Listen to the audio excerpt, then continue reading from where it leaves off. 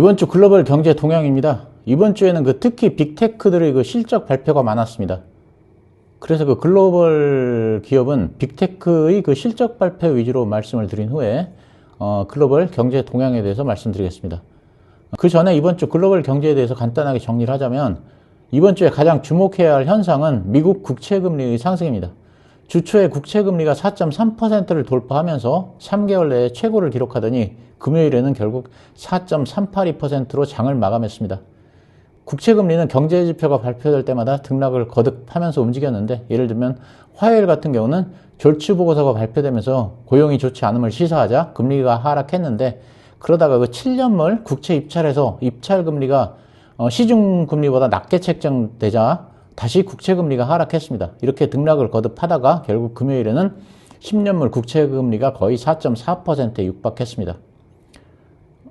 그리고 빅테크들의 실적 발표가 줄줄이 이어졌는데, 화요일에는 알파벳과 AMD의 실적 발표가 있었고, 수요일에는 마이크로소프트와 메타, 그리고 목요일에는 인텔, 아마존, 애플의 실적 발표가 있었습니다.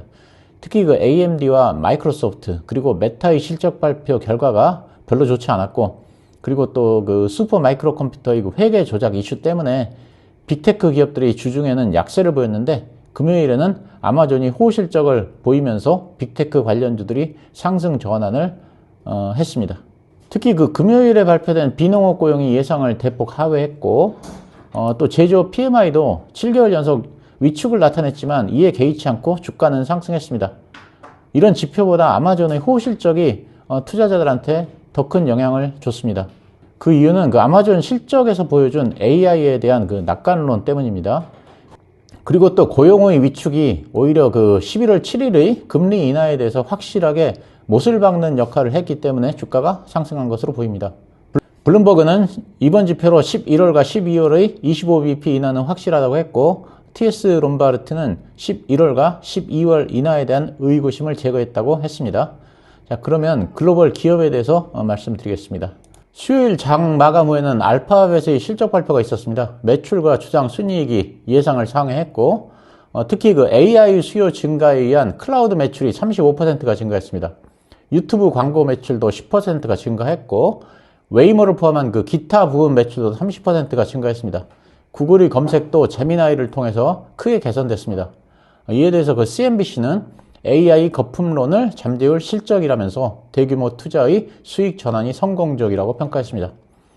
한편 디인포메이션은 구글이 검색과 쇼핑을 수행할 수 있는 AI 기술 자비스를 개발했다고 보도했는데, 12월에 제미나이 모델이 공개될 때 자비스도 함께 공개될 것으로 보입니다. 그리고 알파벳의 자율주행 회사인 웨이모가 7조 7천억 원의 자금 조달에 성공했는데, 자율주행 기술의 강화에 사용될 예정입니다. AMD도 수요일 장 마감 후에 실적을 발표했습니다. 매출은 예상을 상회했고 주당 순이익은 예상에 부합했지만 의외로 가이던스가 부진했습니다. 데이터 센터의 매출은 122%가 늘었지만 게임 부문 매출이 60% 이상 하락했습니다. 그렇지만 가장 문제가 된 건 매출 가이던스였습니다.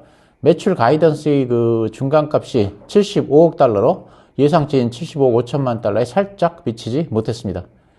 특히 블랙웰의 대항마인 MI400 시리즈 출시가 2026년이라는 사실도 우려할 만한 점이라는 지적입니다. 블룸버그는 엔비디아와 격차가 더 벌어질 것이라고 했습니다.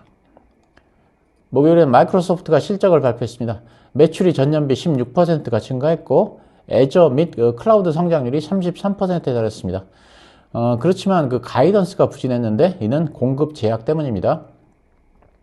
이에 대해서 시티와 바클레이스는 예상보다 낮은 가이던스는 일시적이라면서 비중 확대 의견을 제시했습니다. 블룸버그도 AI에 대한 막대한 투자가 성과를 내기 시작한 시기라고 마이크로소프트에 대해 긍정적으로 평가했습니다. 한편 마이크로소프트가 12월 10일로 예정된 주주총회에서 비트코인 투자 여부 안건을 상정할 예정이지만, 보수적인 마이크로소프트 이사회는 이에 반대하는 입장이라 통과 가능성은 크지 않습니다. 목요일에 메타도 실적을 발표했습니다. 매출이 전년비 19% 증가했지만 1일 활성 이용자 수가 예상보다 저조했습니다. 저커버그 CEO가 AI 투자의 영향으로 내년 자본 지출이 상당히 증가할 것으로 예상한다고 하면서 시장에서는 약간의 우려가 생겼지만 월가의 IB들은 자본 지출에 대한 우려가 과도하다면서 메타가 AI의 승자가 될 것이라고 했습니다. 한편 그 메타가 구글과 마이크로소프트에 대한 그 의존도를 줄이기 위해서 AI 기반 자체 검색 엔진을 개발 중입니다. 챗봇인 그 메타 AI가 뉴스, 주식, 스포츠 등과 관련된 이용자 질문에 답할 때 현재는 구글과 마이크로소프트 등의 그 타사 검색 엔진에 의존하고 있습니다. 애플도 목요일 시간 내에서 실적을 발표했습니다. 매출과 주당 순이익이 예상을 살짝 넘어섰지만 4분기 성장률은 기대치에 미치지 못할 것으로 예상됩니다. 아이폰의 판매는 예상을 넘어섰지만 애플 매출이 상당 부분을 차지하는 서비스 매출은 예상을 하회했습니다. 특히 그 중국 매출이 예상을 대폭 하회하면서 실적의 발목을 잡았습니다. 그렇지만 인도에서는 역대급 매출을 올렸습니다.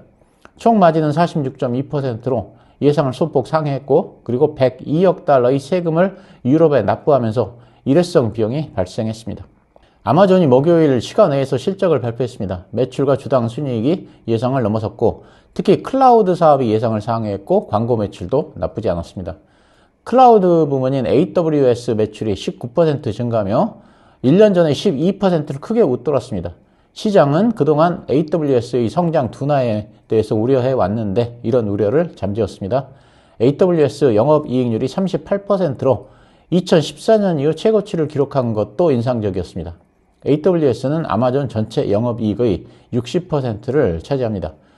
블룸버그는 지난해 기록적인 그 낮은 성장률을 보였던 AWS가 3분기 성장 모멘텀을 회복했다면서 아마존의 비용 절감과 클라우드 성장이 투자자들을 안심시켰다고 분석했습니다.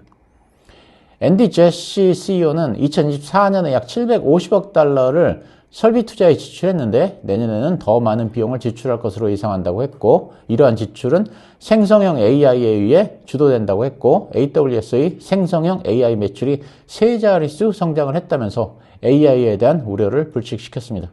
인텔이 서프라이즈 실적을 발표했습니다. 매출이 예상을 상회했고 매출 가이던스도 예상을 넘어섰습니다. 데이터 센터 및 AI 부문 매출도 전년비 9% 증가하면서 예상을 상회했습니다. 호실적의 발표로 주가가 크게 상승했습니다.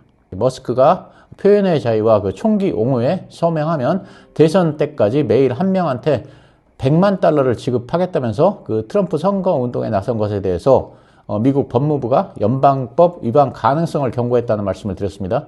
그렇지만 그 머스크가 이 행사를 강행하자 펜실베니아 검찰이 머스크를 고소했습니다. 그리고 그 배런스는 테슬라 임원들이 3억 달러 규모의 테슬라 주식 매각 계획서를 제출했다고 보도했습니다. 한편 그 머스크의 xAI가 기업가치 400억 달러를 목표로 신규 자금 확보를 추진합니다.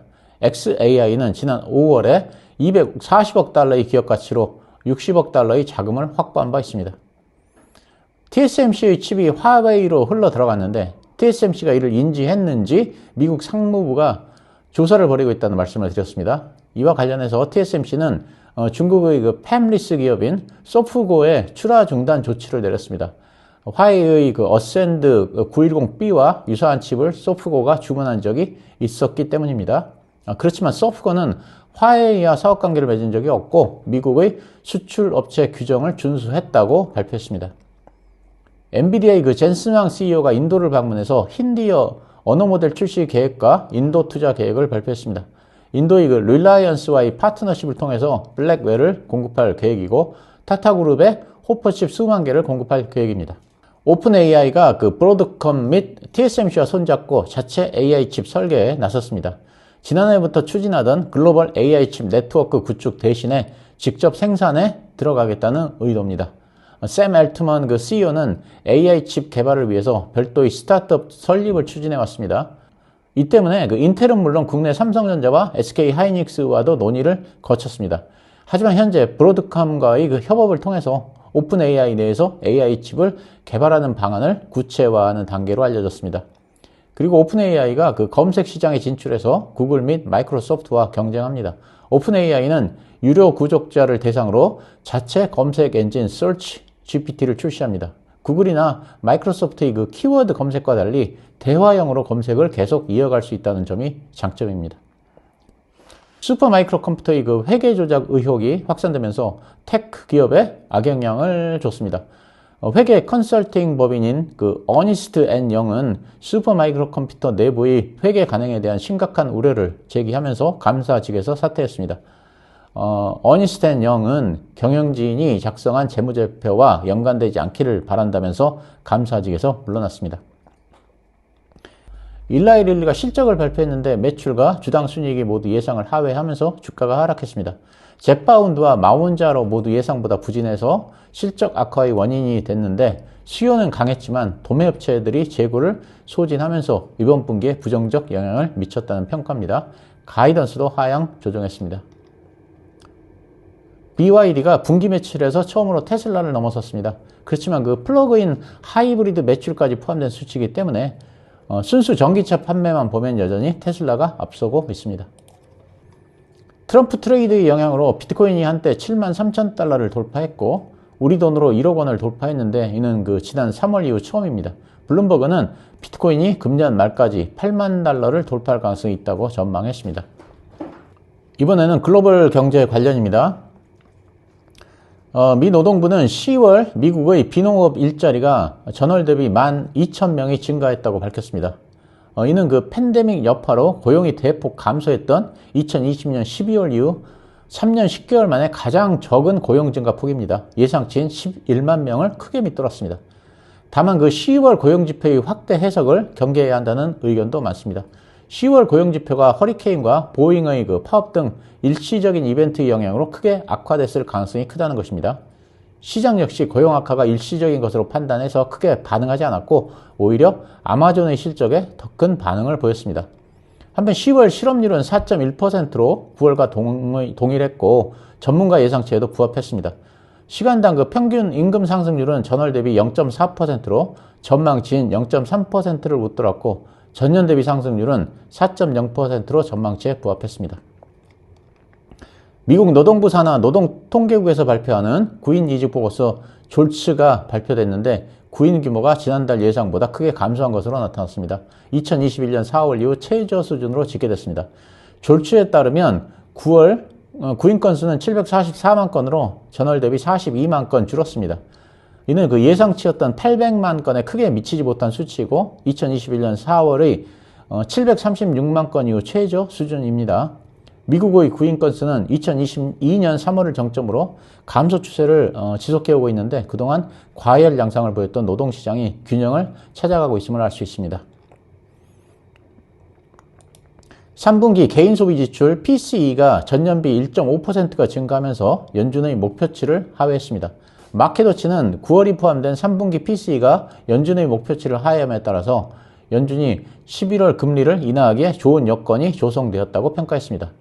3분기 그 근원 PCE도 2.2%로 목표치인 2.0%를 상회했지만 지난달에 2.8%를 기록한 것에 비하면 확실히 진전된 수치입니다. 미국의 그 9월 개인소비 지출 PCE가 전년비 2.1% 증가에 그쳐서 2021년 2월 이후 최저를 기록했습니다.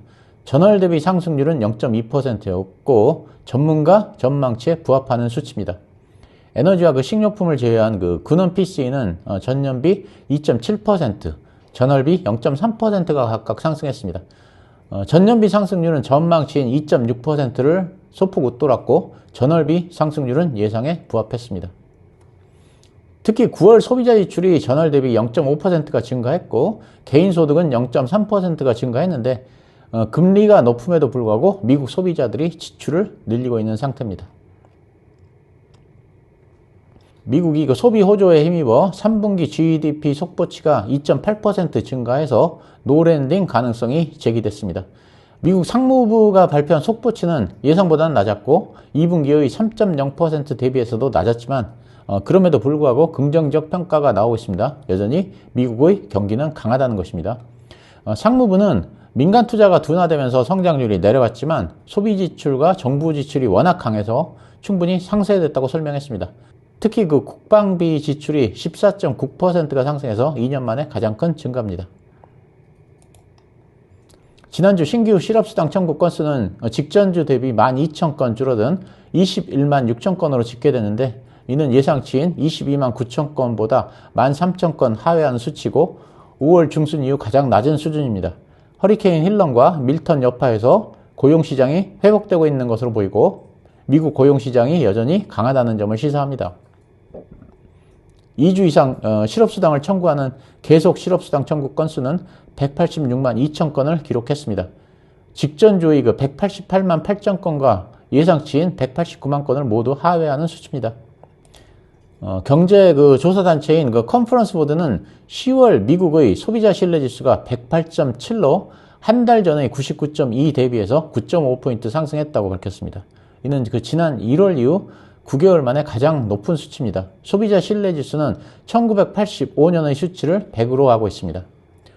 컨퍼런스 보드는 10월의 소비자 신뢰도 증가는 모든 연령대와 대부분의 소득 구간에 걸쳐서 광범위하게 나타났다고 말했습니다. 이로써 미국인들이 대선을 앞두고 미국의 경기가 개선될 점이라는 믿음이 강해진 것을 확인할 수 있습니다.